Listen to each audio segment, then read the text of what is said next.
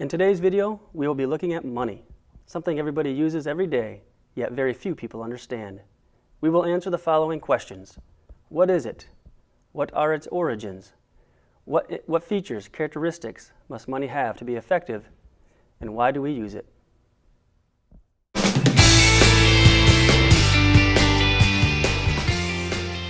So what is money? Money is simply a medium of exchange. It is an IOU. These two things will become more clear as we look at the origins of money, as well as the features and characteristics money must have in order for it to be effective. But before we go into those issues, one must understand that money is not wealth. Imagine yourself stranded on an island. After your ship sinks, you manage to swim ashore with just the clothes on your back and a suitcase full of neatly piled $100 bills. You cannot eat that money, shelter yourself with it, and you cannot clothe yourself with it. You cannot buy yourself protection from the lions and tigers and bears. You cannot buy a return ticket home with that money. You are left with a suitcase full of daydreams of what might have been. Robinson Crusoe on a nearby island might be penniless, but he enjoys the wealth of food, clothing, and shelter that would take you years to accumulate as you produce the bare necessities of life. Wealth lies in the ability to produce, not in beads, shells, rocks, paper, or even gold. Wealth does not lie in money. A good way to understand this is by imagining this classroom here behind me as representative of the world economy. The floor space represents all of the available land. The computer, filing cabinets, binders that are in this room represent the capital goods, which by that we mean tools, equipment, machines, the factories, office buildings. The desks behind me represent the homes. Books on the shelves represent food and clothing. Students will represent the population within our economy. And a couple stipulations include that all resources are owned by individuals and that money is also owned by individuals. And let's say that we have a fiat money system. Coincidentally, all students, each individual student has $1 million apiece. And we have a total of 20 students. So with 20 students with $1 million apiece, that means that all of the wealth within our economy, the things that I just listed a moment ago, is all represented by this $20 million. Now I would have the students write on a piece of paper the number 1 followed by 6 zeros to represent the $1 million that each has. And then I would say on the count of 3, add another 0. So 1, 2, 3. At that moment, each student writes down another 0. Now, instead of each student having $1 million, they all have $10 million apiece. Our economy's money, fiat money, just increased from a total of $20 million to $200 million. And then I would ask the students to look around. Do you see any more desks? Did any more desks just suddenly appear? Any more items on the walls? Did the floor space suddenly expand?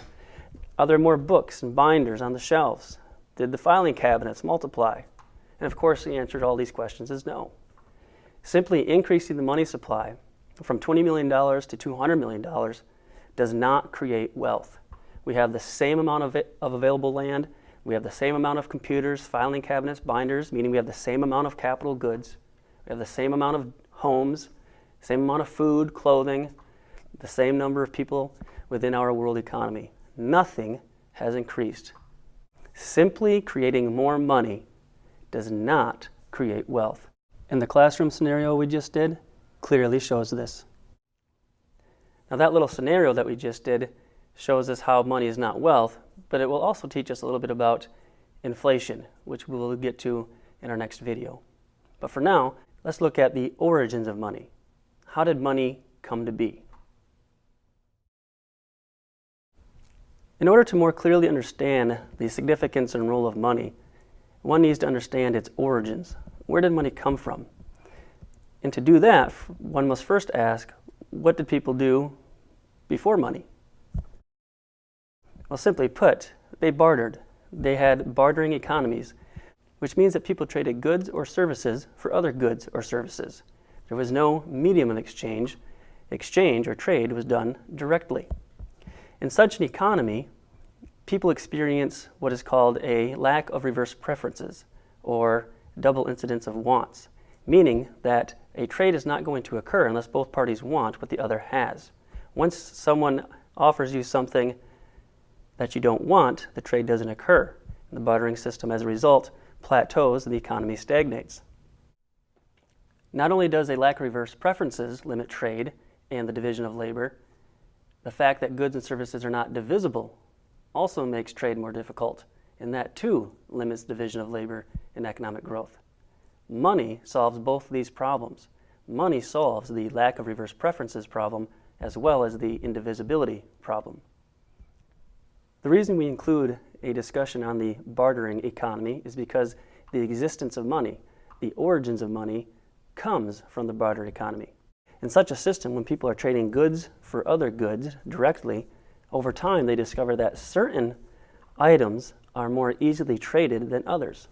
As a result, people begin to trade for those goods, not because they necessarily want them, but because they know they can trade them in the future for things that they actually want.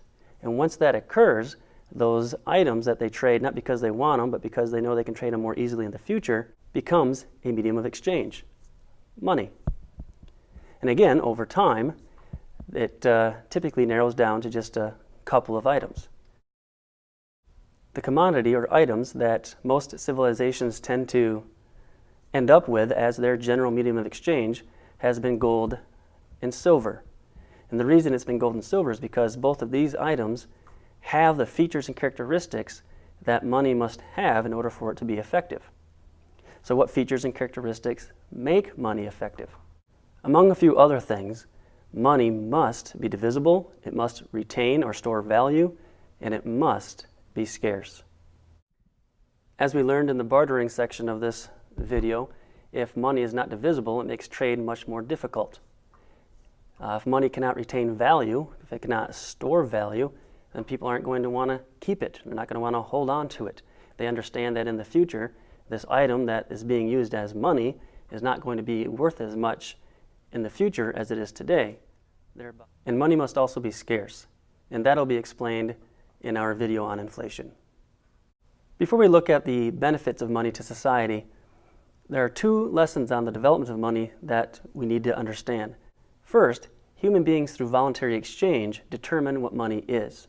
Now, certainly the state or government can influence what money is by requiring taxes to be paid with a specific kind of money, but ultimately it is people through voluntary exchange that determine what money is.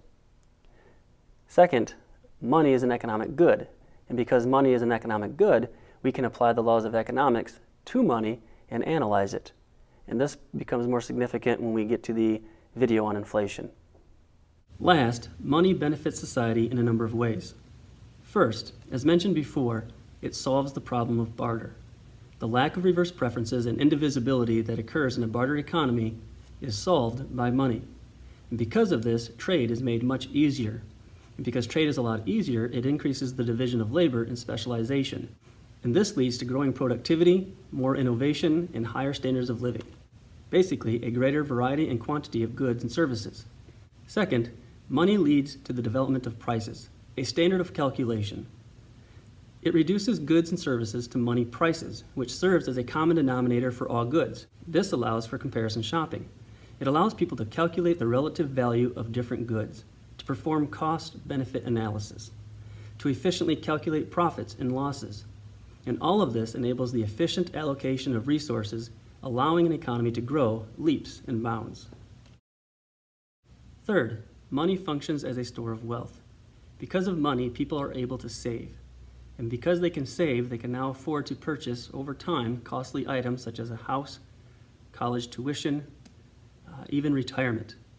In addition, as people save, this money can be used to invest in capital goods. And investment in capital goods increases productivity and helps grow the economy. An understanding of money is important, not only because it will help us better manage our own, but it will equip us with the knowledge to protect this vital part of our economy.